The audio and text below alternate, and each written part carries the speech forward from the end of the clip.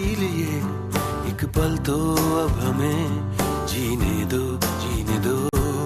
ना ना ना ना ना ना ना ना ना na na na na na na na na na.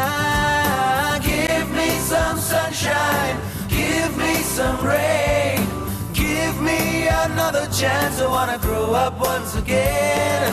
Give me some sunshine, give me some rain, give me another chance. I wanna grow up once again. हर साल की तरह इस बार भी यूपी, उत्तराखंड, सीबीएसई और आईसीएसई परीक्षाओं का दौर शुरू हो चुका है और शुरू हो चुका है वो दौर जब लाखों बच्चे इन परीक्षाओं में शामिल होंगे। ये वो समय होता है जब पेरेंट्स टेंशन में होते हैं और ये टेंशन बच्चों के लिए मुसीबत तब बन जाती है जब पेरेंट्स अपनी उम्मीदों और इच्छाओं का बोझ बच्चों पर डाल देते हैं।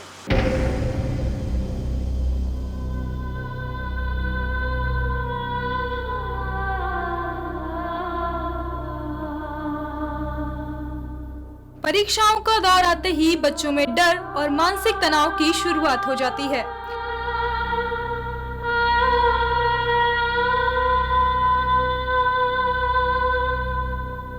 और ऐसे माहौल में जब पेरेंट्स अपनी उम्मीदों और इच्छाओं का बोझ अपने बच्चों पर डालते हैं तो स्थितियां घातक हो जाती हैं।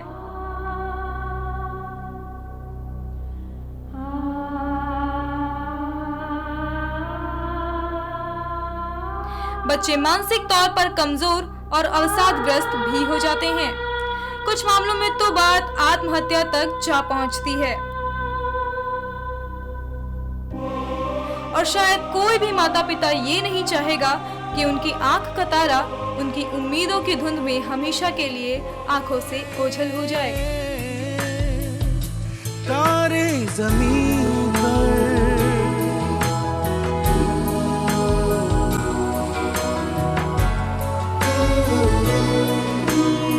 बच्चों का नाजुक मन माँ बाप की इच्छाओं का बोझ नहीं सह पाता और नतीजा होता है मानसिक रोग, शारीरिक रोग और यहाँ तक कि आत्महत्या भी।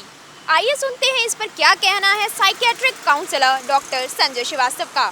आजकल आप जानते हैं कि सभी बच्चों की छुट्टियां चूंकि चल रही हैं और सभी ज़्यादातर बच्चे घर पे हैं और ज़्यादातर बच्चे जो हैं वो प्रिपेयर हो रहे हैं, अपने आप को प्रिपेयर कर रहे हैं हाई स्कूल और इंटर के एग्ज़ाम के लिए। और बच्चों पे बहुत ज़्यादा प्रेशर भी है, बच्चों पे एग्ज़ामिनेशन में ज़्यादा से ज़्यादा मार्क्स गेन करने का प्रेशर और ये बना रहता है ज़्यादातर पूरे साल पेरेंट्स के द्वारा, टीचर्स के द्वारा। तो आज हम इस बारे में हम लोग बात करेंगे और ये देखेंगे कि कैसे इस एग्ज़ामिनेशन जो स्ट्रेस है, एग्ज़ामिनेशन फोबिया है, क्योंकि कई बच्चों को एग्ज़ामिनेशन फोबिया भी हो जाता है, कई बार इसके बाद स्ट्रेस भी हो जाता है। तो आज हम थोड़ा सा इस बारे में चर्चा करेंगे और हम जानेंगे कि इसको कैसे ओवरकम करते हैं। तो आइए हम थोड़ा सा इसमें ये भी देख लें कि कैसे इस चीज़ को ओवरकम करेंगे। हम देखेंगे कि how to deal with exam stress. सबसे पहले क्या करते हैं कि एग्ज़ामिनेशन का जो मतलब है, जो बच्चों में जो एग्ज़ामिनेशन का जो मतलब है उसकी अगर हम बात करते हैं तो वो सबसे पहला वर्ड निकल के आता है वरी, दूसरा निकल के आता है एंजाइटी, बहुत ज़्यादा घबराहट होने लगती है बच्चों में, नर्वसनेस, फिर टेंशन, फिर आप देखेंगे बच्चों में फियर, बहुत ज़्यादा बच्चे घबराने लगते हैं, बच्चों को जो याद होना चाहिए वो भी नहीं याद हो पाता है। फिर उसके बाद बच्चों में, कई बच्चों में इस तरह की शिकायतें सुनने में आई हैं कि बच्चे हेडेक की शिकायत करते हैं, कई बार बच्चों को नींद नहीं आती है। फिर उसके बाद आप देखेंगे कि ये अंततः बच्चों में एक तनाव का रूप ले लेता है। हम इसके बाद बात करेंगे कि जो अलार्मिंग, जो इस तरह के जो सिम्टम्स हैं, अलार्मिंग सिम्टम्स हैं एग्जामिनेशन फोबिया के, आइए हम उस पर थोड़ा सा बात करते हैं कि जो एग्जामिनेशन स्ट्रेस है वो किन किन चीज़ों को बढ़ावा देता है बच्चों में। वो जो बढ़ावा देता है बच्चों में, वो देखिए सबसे बड़ी बात है कि ऐसे बच्चों का भूख लगना धीमे धीमे कम हो जाता है, अपसेट स्टमक, डिसेंट्री, कई बार बच्चों में लूज मोशन होने लगते हैं। आपने कई बार सुना होगा कि कल पेपर है, आज मेरा पेट खराब हो गया। फिर उसके बाद कई बच्चों में वॉमिटिंग की प्रॉब्लम आने लगती है और ये सारे के सारे सिम्टम्स रिलेट करते हैं एग्जामिनेशन स्ट्रेस से। फिर उसके बाद स्लीपलेसनेस और ड्राउजीनेस, नींद नहीं आती रात में चिंता के मारे। इसके बाद हम बात करते हैं लॉस ऑफ मेमोरी, बच्चे कई बार घबराहट में याद किया हुआ भूल जाते हैं। फिर इसके बाद हम बात करते हैं कि लॉस ऑफ एपिटाइट और ओवर ईटिंग, बच्चों की भूख खत्म हो जाती है या बच्चे कुछ ज़्यादा खाने लगते हैं। इसके बाद हम बात करते हैं इलनेस, बच्चों में बहुत ज़्यादा थकावट महसूस की जाती है। फिर लो कंसंट्रेशन की प्रॉब्लम आने लगती है, बच्चे जो हैं वो अपना ध्यान नहीं लगा पाते पढ़ाई में। फिर उसके बाद नर्वसनेस, बच्चे अगर ध्यान नहीं लगा पाते हैं तो बहुत ज़्यादा अपने आप को नर्वस फील करते हैं। फिर इसके बाद अगर हम बात करते हैं तो loss of concentration, low confidence, negative self image, अब मुझसे कुछ हो नहीं पाएगा। और ये एक बहुत ख़राब चीज़ है लाइफ की। व्यक्ति जब अपनी सेल्फ इमेज निगेटिव बना लेता है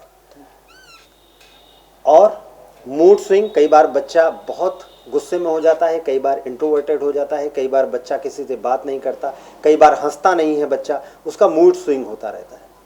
इसके बाद हम बात करते हैं बच्चा बहुत बुरी तरह से डिप्रेशन में और अवसाद में चला जाता है, और इसी डर की वजह से कि मेरे मार्क्स अच्छे नहीं आएंगे, लोग क्या कहेंगे मेरे बारे में, मैं किसी काबिल नहीं हूँ, लोग मुझे कहीं अलग ना कर दें। नेग्लिजेंसी की एक जो समस्या है आज के ज़माने में कि मेरे फ्रेंड्स मेरा मजाक उड़ाएंगे, और किसी भी तरह का कम्युनिकेशन बच्चों का आपस में अपने पेरेंट्स से ख़त्म हो जाता है। कई बार ये समस्या इस हद तक बढ़ जाती है कि बच्चे अवसाद का शिकार होकर आत्महत्या जैसे कदम उठा लेते हैं। और जो आज इस समाज में सबसे ज़्यादा सोचनीय विषय है, जो हमारे स्कूल्स और हमारे जो पेरेंट्स का जो प्रेशर है, उसको कहीं ना कहीं हमको दूसरे ढंग से कम करने की ज़रूरत है। क्योंकि ऑब्वियसली पढ़ाई है, उसको तो पूरा करना ही होगा, लेकिन इससे बचाव के लिए अपने आप को, बच्चों को प्रिपेयर करना होगा। देखिए, अगर हमको बहुत दूरी तय करनी है तो हमको नियमित चाल से चलना पड़ेगा। हम बहुत जल्दी चल के बहुत लंबी दूरी नहीं तय कर सकते। अगर हम बहुत तेज़ चलेंगे तो थक जाएंगे। तो इसीलिए हमको एक एवरेज स्पीड बना के और लगातार अपने आप को अपनी दिशा की तरफ, अपने लक्ष्य की तरफ चलना ही पड़ेगा। कई बार ऐसा होता है कि पेरेंट्स हमारी प्रॉब्लम को समझ नहीं पाते हैं, और इस वजह से भी कई बार हम बच्चे की आईक्यू को, अक्सर मेरे पास ऐसे केसेस आते रहते हैं कि जिसमें बच्चे की आईक्यू को ना समझ के पेरेंट्स की एक्सपेक्टेशन बहुत हाई होती है। तो पेरेंट्स को भी ये समझना पड़ेगा कि हम जो भी काम करें वो बच्चे के लिहाज से, क्योंकि हर व्यक्ति की, हर बच्चे की अपनी अपनी क्षमताएं हैं, हर बच्चे की अपने अपने गुण हैं। तो ये ज़रूरी नहीं है कि हर बच्चे में 90+ लाने की क्षमता हो। हाँ, उस क्षमता को काफ़ी हद तक बढ़ाया जा सकता है, लेकिन उसके लिए काफ़ी प्रयास करने पड़ते हैं। और अपने जीवन शैली में छात्रों को, मैं तो इतना ज़रूर कहूँगा कि अपने जीवन शैली में छात्रों को भी बदलाव लाने की आवश्यकता है, क्योंकि हम सारे का सारा जो दोष है वो पेरेंट्स और स्कूल्स पे ही नहीं दे सकते। सबसे बड़ी बात यह है कि छात्रों को थोड़ा सा अपने अंदर जो लापरवाही है उसको कम करना पड़ेगा। अपनी ज्ञान के क्षेत्र में थोड़ा सा टाइम बढ़ाएं, और अपनी जीवन शैली को में थोड़ा सा बदलाव ज़रूरी है, क्योंकि जीवन शैली में हम जितना बदलाव लाएंगे वो उतना ही बेहतर रहेगा हमें अच्छे लक्ष्य की तरफ ले जाने के लिए। पहली चीज़ तो ये है कि सवेरे जल्दी उठना आजकल एक समस्या आम आ रही है, और ये आमतौर पे प्रायः देखा गया है कि आज के बच्चे सवेरे जल्दी उठना नहीं चाहते, या वो देर रात तक बहुत ज़्यादा अपने मोबाइल में व्यस्त रहने की वजह से, चूँकि वो सोशल नेटवर्किंग साइट्स जिस वजह से बनाई जाती हैं वो उसका जो इस्तेमाल है वो गलत तरीके से होता है। तो होता क्या है कि बच्चे काफ़ी देर रात तक अपने मोबाइल से जूझते रहते हैं, उसको देखते रहते हैं, तो इस वजह से वो उनको नींद ना आने की समस्या भी आ जाती है। और उसके बाद होता क्या है कि जब वो रात में सोते नहीं हैं अच्छे से, तो सवेरे लाजमी है कि वो देर से उठेंगे। इस वजह से पहली चीज़ तो ये है कि उनको सोशल नेटवर्किंग साइट प्लस जो गैजेट है उनसे थोड़ा सा दूर रखना होगा अपने आप को, ख़ास तौर पे नेट से। देखिए, नेट बहुत ज़रूरी चीज़ है, लेकिन अगर हम बात करें कि एक यूज़फुल चीज़ को अगर हम उसका मिसयूज़ करते हैं तो मेरे लिए वो घातक बन जाती है। तो पहली चीज़ तो ये है कि हम नेट का कम से कम इस्तेमाल करें, और जहाँ तक हो नेट के इस्तेमाल से बचें, क्योंकि नेट का इस्तेमाल हमको काफ़ी हद तक मानसिक रूप से पंगु बनाता है।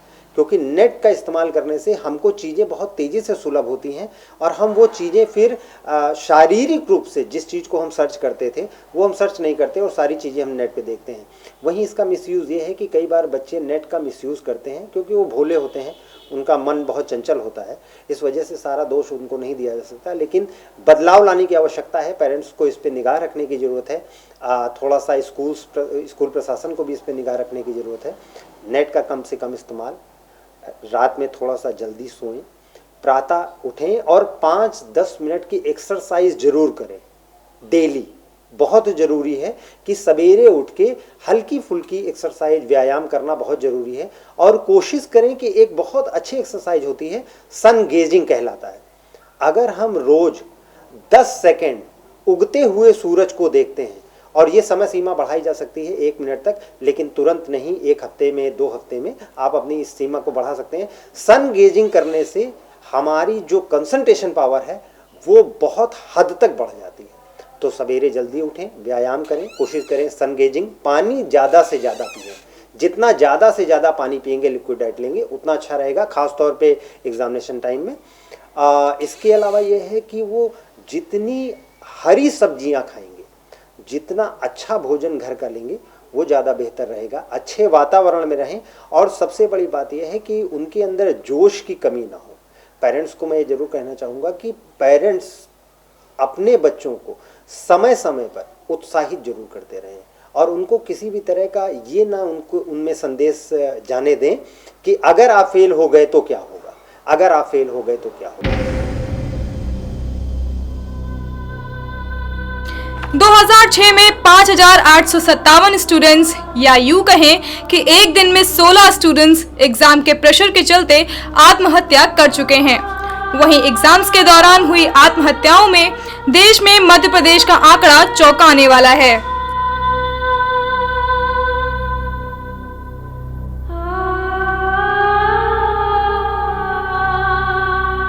दो 2014 में 357 छात्र और 310 छात्राओं ने एग्जाम्स में फेल हो जाने के डर से खुदकुशी कर ली थी। 2013 में 2,471 आत्महत्याएं हुई एग्जाम में फेल हो जाने के कारण।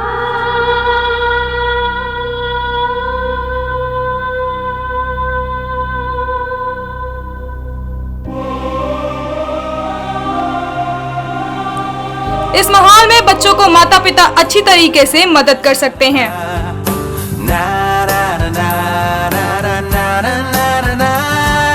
Give me some sunshine, give me some rain, give me another chance, I wanna grow up once again. Give me some sunshine, give me some rain, give me another chance, I wanna grow up once again.